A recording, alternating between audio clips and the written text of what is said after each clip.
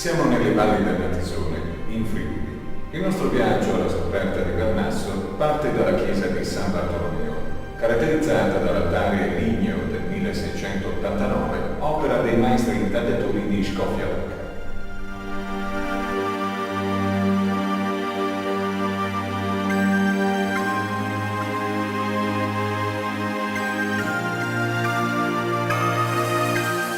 Situato sul lato destro del fiume Natisone, il paese di Vernasso ha origini molto antiche. Le prime citazioni risalgono all'anno 1000, ma il monumento che sintetizza meglio la storia di questa frazione di San Pietro al Natisone è la chiesetta votiva di San Bartolomeo, costruita nel 400 ma arricchita nel 1689 di un altare ligneo di pregiata fattura. Un'opera eseguita da esperti intagliatori della scuola di Scofiaroca. Il sapiente restauro, curato dall'architetto Simonitti, dopo i danni subiti durante il terremoto del 1976, ha permesso al luogo sacro di tornare agli antichi splendori. Vernasso è composto da 3 borghi principali: Goregnis, Dolegnis e Mocorins. Ci sono anche 2 località situate in quota, Clievis e Bicugnac. L'altitudine della località è di 161 metri sul livello del mare. La conca, per lo più pianeggiante, ha permesso ai laboriosi abitanti di Vernasso di poter coltivare frumento, granturco e patate, assieme al necessario per la sopravvivenza.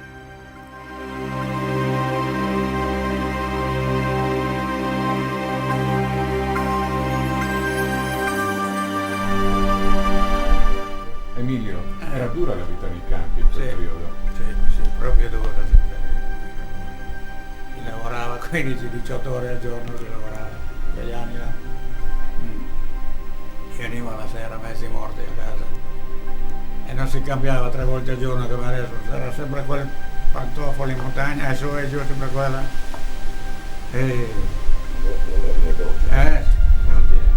Ma la sera dopo la lotteria al bar. Beh, ma quello era già dopo, Mario, quando si andava alla terra era già qualcosa di meglio, siamo ai primi anni là, quando era miseria, non erano soldi, non era bisogno. Però vi divertivate? Più di adesso. Cosa facevate? Ma là si cantava in osteria, guarda lì, uno l'altro, si trovava 5-6 bicchieri, passava tutto. La domenica. E poi su in montagna cosa? Su in montagna, secondo, io facevo da solo più volte, però andavo a aiutare gli altri, quando si era in compagnia, a mezzogiorno si mangiava e si faceva la cantata a Ostia, e se no si andava a prendere l'acqua ancora per bere. Cosa cantavate? Un po' di tutto, va Mario, sono canzoni vecchie, Ad esempio? ad esempio, è l'allegria dei giovani, non dei vecchi smarinati. E dopo cos'era quella volta là, si ricorda più, ma non ti vengono su Mario adesso le canzoni? O se piace se lavori? Tutti sopra così? Sì, Massolini di Fiori, erano tante canzoni. Guarda la bella di Napoli, stringi forte poi baciami, no?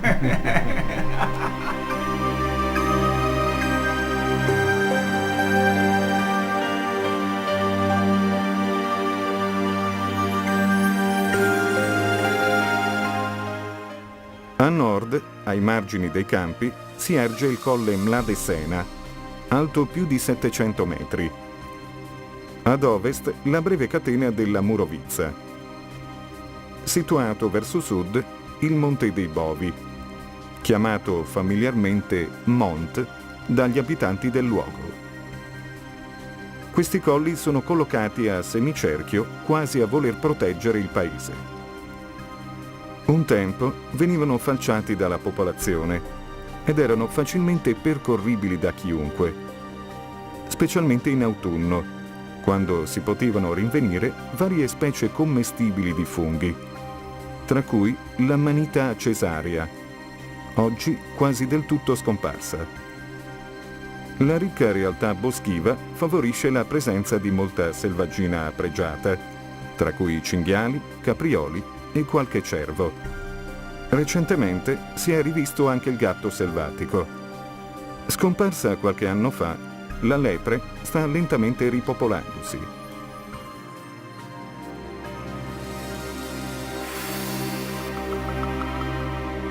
Per centinaia di anni le case di Vernasso hanno mantenuto la loro architettura tradizionale.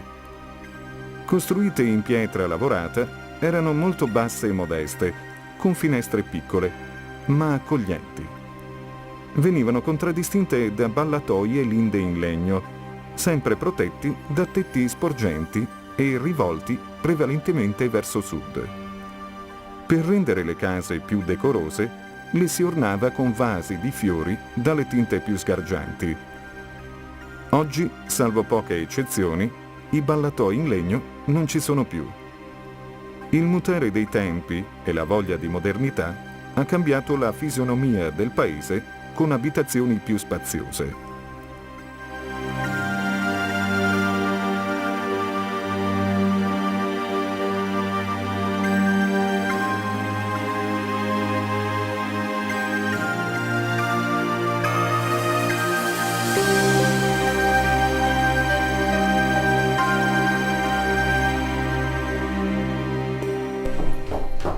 Salve, la signora Ada? Sì, Sono venuta a farle 2 domande riguardo il paese. Stiamo piacere. cercando di conoscerlo da Volentieri, vicino. Ada. Ecco, le case di Vernasso una volta com'erano? Belle, mi aiuti a dir belle, solo belle. Meglio di adesso sono più comode, più spaziose, più igieniche se vogliamo, però una volta erano belle, erano caratteristiche. Per i poggioli, tutte le avevano la scala esterna di pietra. Ci hanno detto che lei ha studiato le case di Vernasso, se le ricorda molto bene. Sì, io sono poi io amo Vernasso.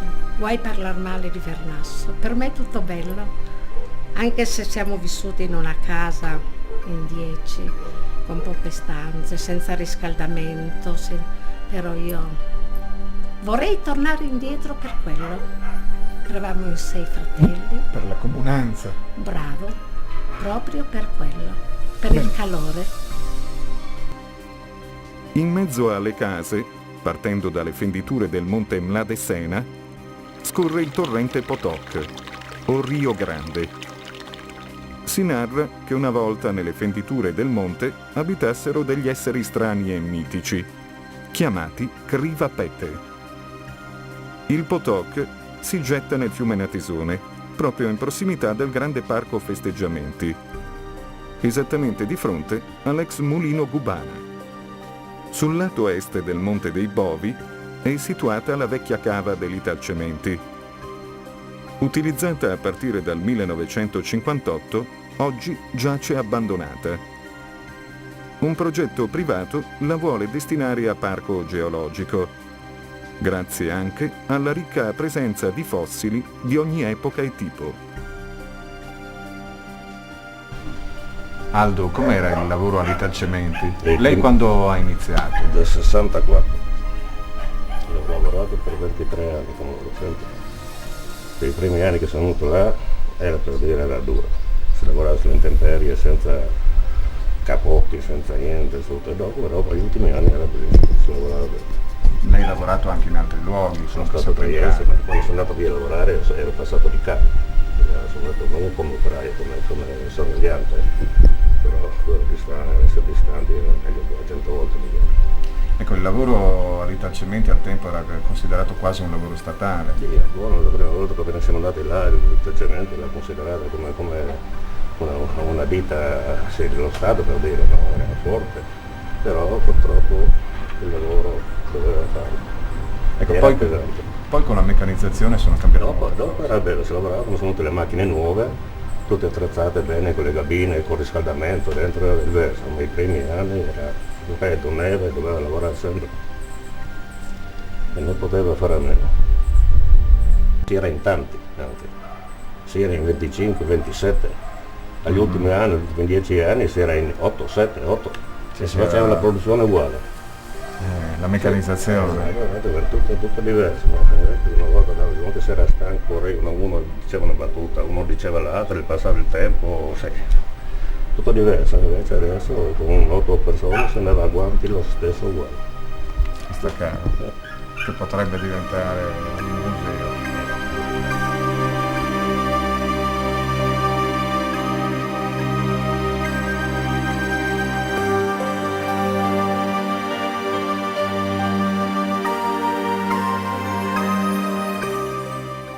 In passato la festa più importante era quella dell'Assunta, il 15 agosto. Oltre a una grande cerimonia religiosa, i festeggiamenti erano allietati da una staffetta in montagna, mentre venivano allestite una tombola e la pesca di beneficenza. La grande processione, contraddistinta dalla Madonna portata a spalla dai giovani più forti del paese, veniva arricchita anche da numerosi stendardi, che conferivano un tocco molto suggestivo alla cerimonia. Il 19 marzo c'era la festa di San Giuseppe. Negli anni 50 Vernasso era noto anche per l'associazionismo, la spontaneità e soprattutto nell'ambito sportivo voi eccellevate, avete fatto delle gare anche molto importanti. Abbastanza, per dire la verità. Cominciamo per esempio con quella di Vernasso, che la coppa, se vogliamo parlare di quello, era intitolata o dedicata a un certo Speconia Giuseppe che è morto in Russia ed era appunto per ricordarlo.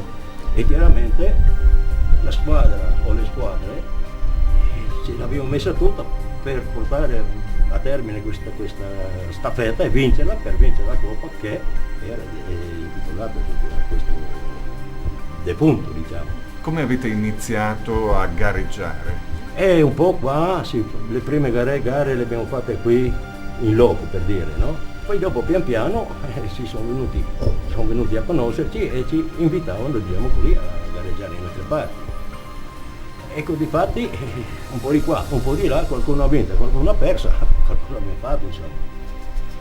Tornando su quella di Vernasso, per esempio, che si gareggiava io, Costaferrari Elia, Calciolo Roberto e Costaferrari Giuseppe, si era i tre, abbiamo vinto non la gara, ma siamo arrivati i primi dei non valigiani e ci avevano dato una coppa di legno con delle stelle alpine scolpite, una bellissima coppa, e poi quando siamo tornati a casa hanno cominciato a prenderci in giro, avete portato a casa il Salarin, sì, Festa Sala, così chiamato.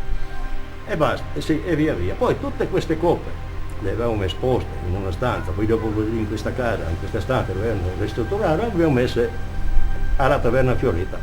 Però la coppa, il Salarin, non l'abbiamo visto più nessuno, è sparito. È sparito il Salarin. È la più bella, cioè la più brutta dell'epoca è diventata la più bella, perché non l'abbiamo più vista, è sparita.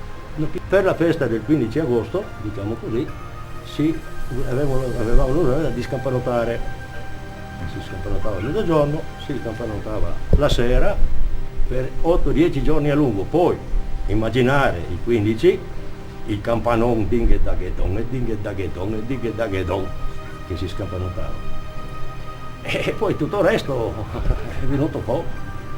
Come dicevo prima, pian piano, col tempo, nel tempo, quello che siamo riusciti poi a fare. Insomma.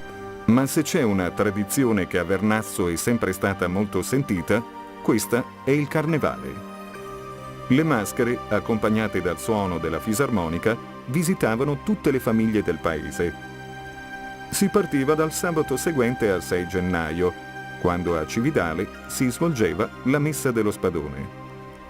Negli anni 40 e 50 erano storici i lunedì prima del termine di carnevale, quando il pomeriggio ci si mascherava e poi la sera a ballare sino a tardi alla trattoria da Oscar, oggi Taverna Fiorita. Com'erano le feste da ballo di Vernasso nel dopoguerra viste dagli occhi di un bambino? Ma io nel dopoguerra ero bambino, poi ragazzino e me ne ricordo bene queste feste perché pur essendo così piccolo e così ragazzo che non partecipavo attivamente perché non si poteva entrare nei locali pubblici in quella volta se non si aveva 15 anni o 14 anni, non mi ricordo, per cui era proibito entrare, me le guardavamo dall'esterno e le guardavamo dalle finestre o dalle porte. C'erano delle fisarmoniche improvvisate che si trovavano in certe case o in certi locali di Vernasso che in certe occasioni dell'anno, delle stagioni, suonavano e la gente si ritrovavano, i giovani soprattutto e anche i meno giovani, ballavano volentieri i balli classici, chiamiamoli quelli, la polka, la mazurka, il valzer, non è che ballassero il cia-cia-cia per modo di dire, c'erano solo quei balli, però erano divertenti, allegri e io veramente guardavo con gli occhi spalancati, ascoltavo questa musica ed anche questa gente che si divertiva, mi piaceva, avrei voluto essere lì con loro, però era troppo bambino, sì. Non era possibile. Le feste più, diciamo, eclatanti, chiamiamole così, pur essendo il paese piccolo, anche se popolato abbastanza per quegli anni, erano quella dei coscritti, per esempio. Si svolgeva in maggio più o meno, i coscritti organizzavano la festa per tutto il paese, all'Aquila Nera, ad Olegnis, il paese la borgata più in giù. Poi organizzavano quella di San Bartolomeo, e poi ce n'erano delle altre, per esempio il 15 agosto era festa grande, religiosa, e qualche volta hanno tentato di ballare, hanno dovuto ballare in piazza, perché nel locale pubblico i carabinieri non permettevano. E così, diciamo, il paese andava avanti in quegli anni con tanto divertimento.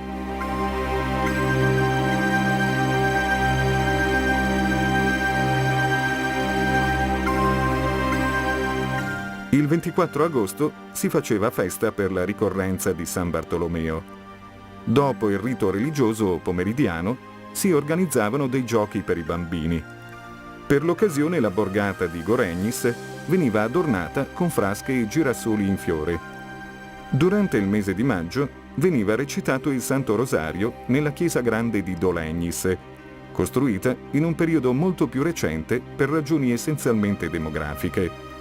Nello stesso edificio religioso si venerano ancora oggi, pur in tono minore, i santi Anna e Giuseppe.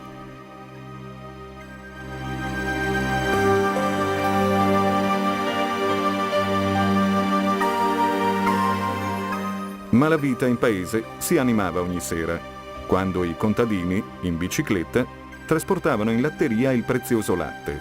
L'edificio era l'orgoglio e il vanto della cittadinanza.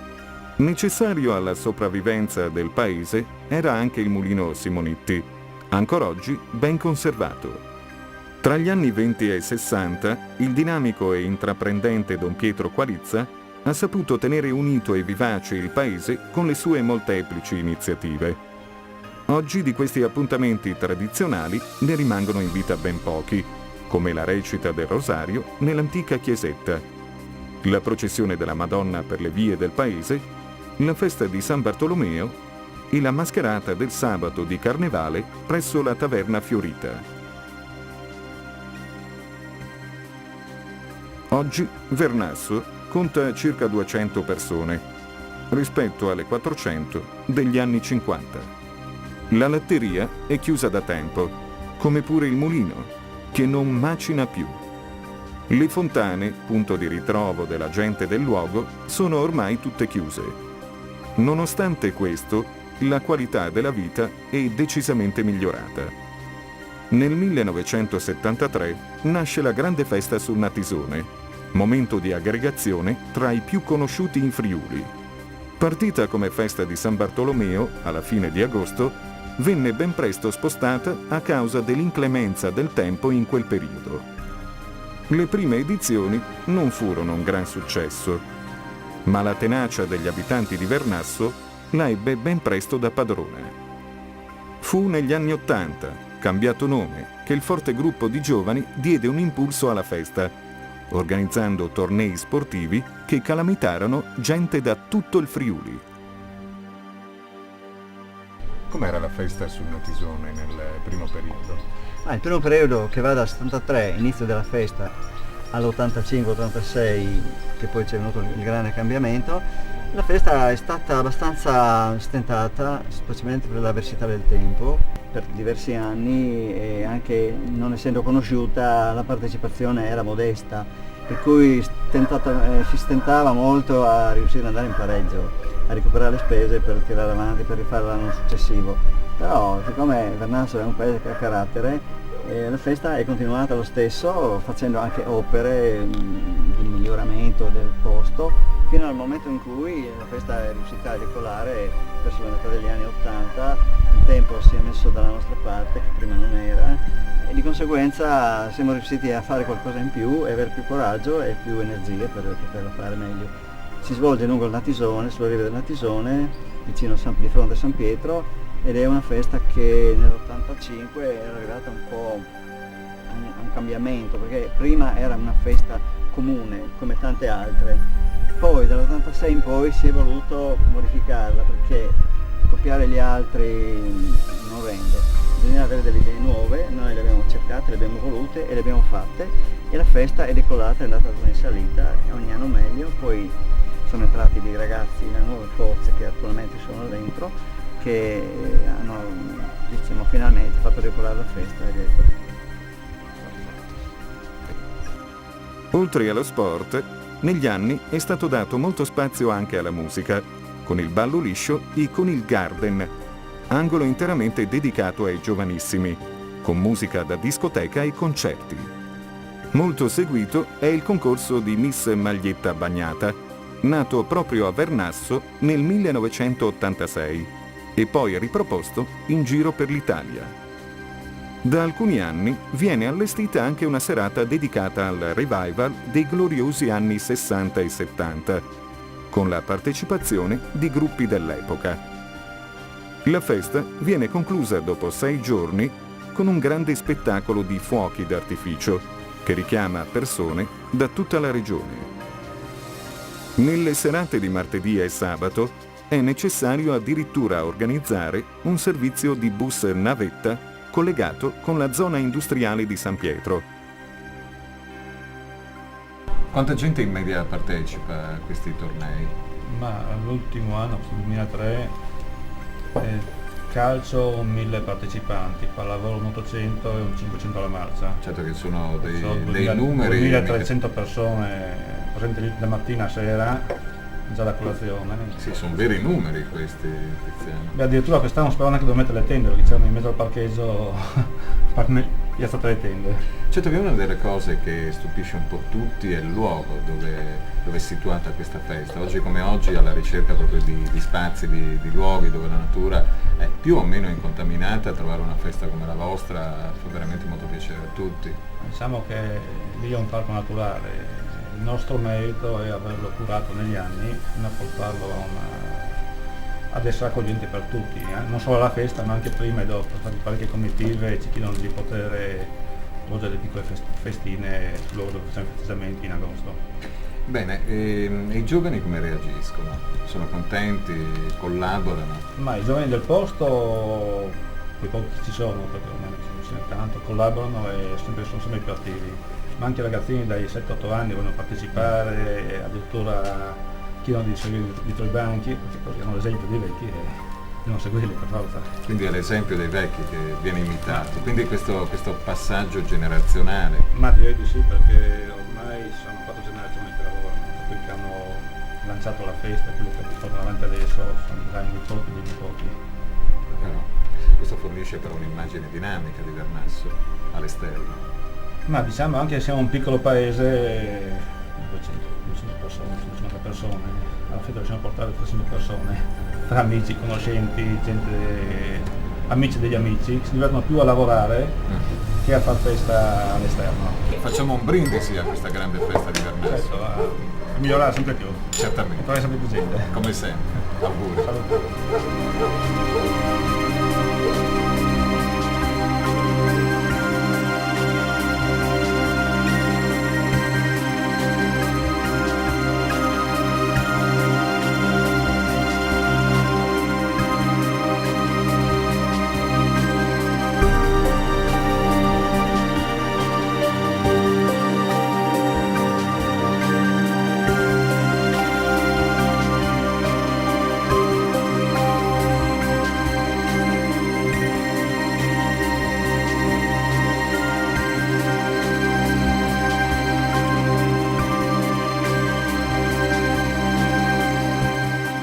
Con questa festa, Vernasso vuole offrire l'immagine di un paese dinamico, legato alla tradizione e alla natura, ma proiettato nel futuro.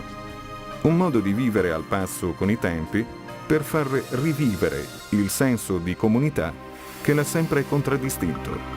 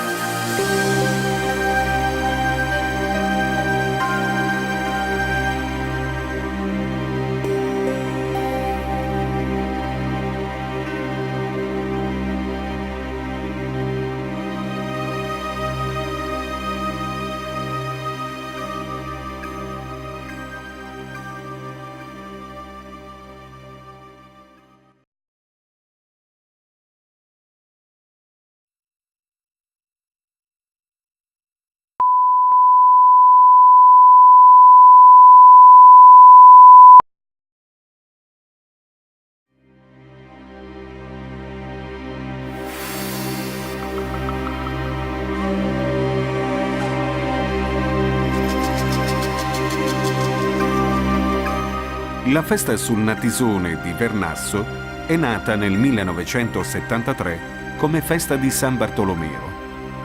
Al tempo aveva luogo verso la fine del mese di agosto. Oggi si articola in 6 giorni, distribuiti nella prima quindicina di agosto, con musica, ballo, spettacoli, attività sportive ed intrattenimenti. Ed è tra le feste più belle e conosciute di tutto il Friuli, anche per la bellezza del posto nel quale si svolge. Il Parco dei Festeggiamenti si trova sulla sponda destra del Natisone, in un anfiteatro naturale formato migliaia di anni fa dalle piene del fiume.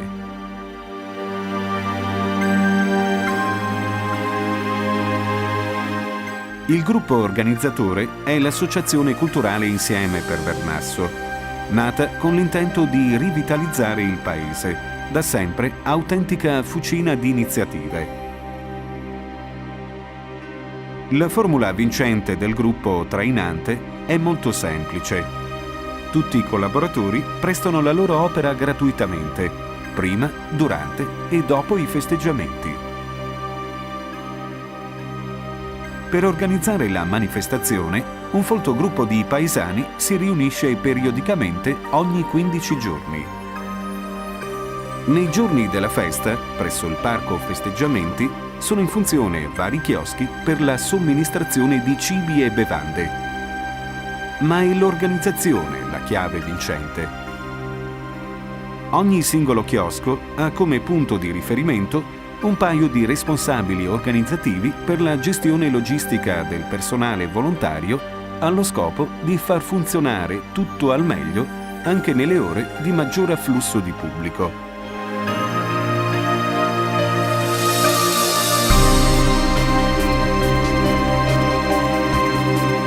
Per i numerosi visitatori è a disposizione il chiosco grande, aperto praticamente con orario continuato per tutti i 6 giorni della festa.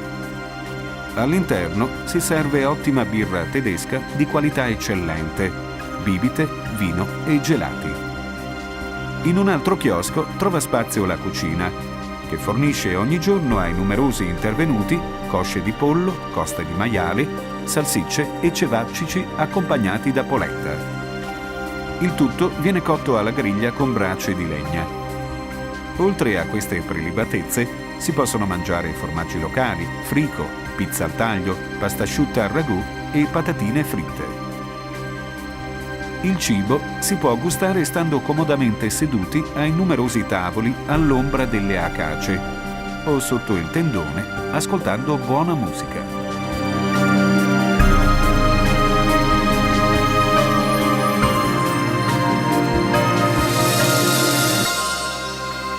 Sul lato nord del piazzale trovano posto altri 2 chioschi aperti nelle ore serali. Nel primo si possono mangiare i dolci tipici delle valli del Natisone, la gubana e gli strucchi, accompagnati da ottimo verduzzo dei colli orientali del Friuli. Nell'altro chiosco, nei pressi della pista da ballo, trova posto l'enoteca, dove si possono degustare vini di qualità serviti in calici di vetro da personale esperto e competente, accompagnati dal buon prosciutto di San Daniele o da scaglie di formaggio grana.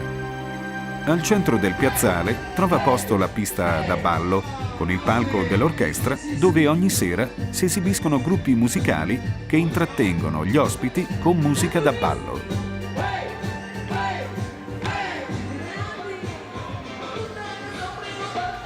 Da qualche anno, la prima giornata di festa è riservata a celebrati gruppi degli anni 60-70. Sulla stessa pista, la domenica pomeriggio, si tiene il concorso Miss Maglietta Bagnata, nato proprio a Vernasso nel 1986.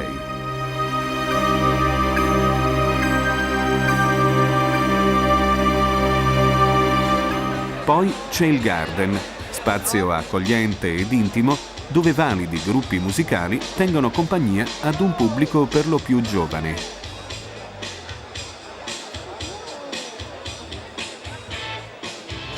Nelle giornate di venerdì, sabato e domenica Nei 5 campi adiacenti alla festa si svolge un torneo di calcio a 6 maschile ed uno a 5 femminile, ai quali partecipa un centinaio di squadre, per un totale di circa 1000 atleti provenienti da tutto il Friuli Venezia Giulia e dalle regioni contermini. Molto nutrita anche la presenza straniera.